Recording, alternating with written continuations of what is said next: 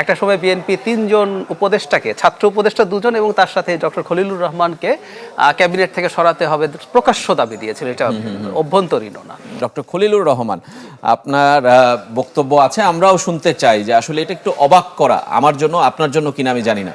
আমি খুব অবাক হইনি, একটা আভাস না, মানে ফিসফিস শোনা যাচ্ছিল। এখন ফিসফিস থেকে তো গুরুত্ব দেই না, কিন্তু ফিসফিস শোনা যাচ্ছিল। আমি অবাকও হয়েছি, কারণ হলো এই সিদ্ধান্তের একটা স্ট্র্যাটেজিক ভুল হিসাবে কেউ দেখতে পারেন। কেন বলছি? এটা ডক্টর খলিল বলে না, বিগত সরকারের যে কেউ যদি নেওয়া হয়, এটা পারসেপশন তৈরি হতে পারে যে তিনি সেখানে থেকে দলের পক্ষে কিছু করেছেন কিনা। যেমন ধরুন আমরা আসিফ মাহমুদ সজীব ভুঁইয়া, যতদিন উনি তো শেষ মুহূর্ত পর্যন্ত ছিলেন, এই অভিযোগ তার বিরুদ্ধে ছিল যে তিনি এনসিপি বা জামাতের এই যে জোট হচ্ছে তাদেরকে সাহায্য করছেন। তো এখন একই রকম অভিযোগ, পাল্টা একটা অভিযোগ তৈরির স্কোপ তৈরি হয়েছে বলে আমার মনে হয়। সেই কারণে, আর শুধু সেটা না, আমার নিশ্চয়ই মনে পড়ে একবার বেশ আগের কথা, রাজনীতি খুব টাফ জিনিস। একটা সময় বিএনপি 3 জন উপদেষ্টাকে, ছাত্র উপদেষ্টা 2 জন এবং তার সাথে ডক্টর খলিলুর রহমানকে ক্যাবিনেট থেকে সরাতে হবে প্রকাশ্য দাবি দিয়েছিল, এটা অভ্যন্তরীণ না। RICL TMX, যুগের পর যুগ স্থাপনা থাকে মজবুত। তো সেই কারণে, যদি পরে আবার তারা আরেকটা তালিকা দিয়েছে, সেটা আবার ডক্টর খলিল ছিলেন না, তাতে মনে হয় যে তার প্রতি তাদের যে নেগেটিভ অ্যাটিটিউড ছিল সেটা সরে গেছে। সো এইসব কারণে এটা খুবই আলোচিত, এবং এই ভদ্রলোক সম্পর্কে নানান রকম আলোচনা বাজারে চাউর ছিল, তার নাগরিকত্ব নিয়ে প্রশ্ন ছিল। পরে সম্ভবত কনফার্ম হয়েছে, কারণ উনি দ্বৈত নাগরিকত্ব নিয়ে কোনোভাবেই টেকনোক্র্যাট মন্ত্রীও হওয়া যাবে না।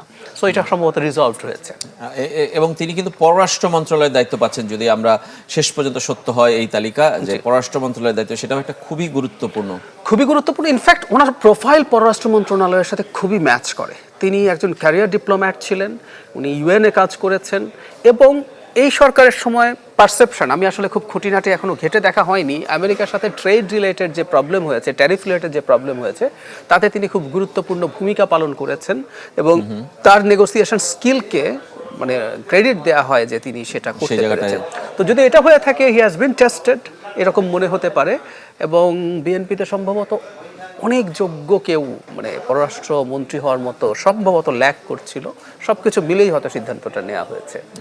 আপনি যে প্রশ্নটার কথা বললেন যে উনি অন্তর্বর্তী সরকারেও ছিলেন, এই সরকারেও থাকবেন, মানে এতে কি আসলে সংসদে প্রশ্নবিদ্ধ হবেন, নাকি আসলে সাধারণ মানুষের কাছে যেটা, সেটা তো আমরা আলোচনা করবোই বাইরে, কিন্তু সংসদে আসলে অন্য দলগুলো আসলে কিভাবে কথা তুলবেনই তারা? এই সমালোচনা থেকে বিএনপির মুক্তি হবে না। মানে এখানে সংসদের বাইরে একটা কথা আমাদের সবসময় মনে রাখতে হবে, পলিটিক্স কিন্তু ন্যারেটিভ তৈরি। মানে বিএনপি আর চাঁদাবাজ এক ধরনের সিনোনিম বানিয়ে ফেলা হয়েছে। বিএনপি নির্বাচনী ক্যাম্পেইনে এটা এত করে ফেলা হয়, এত করেনি তারা। বিএনপি চাঁদাবাজির বিরুদ্ধে ব্যবস্থা নিতে গেছে, কিন্তু ক্যাম্পেইন এরকমই, আপনি পারসেপশন তৈরি করার চেষ্টা করেন।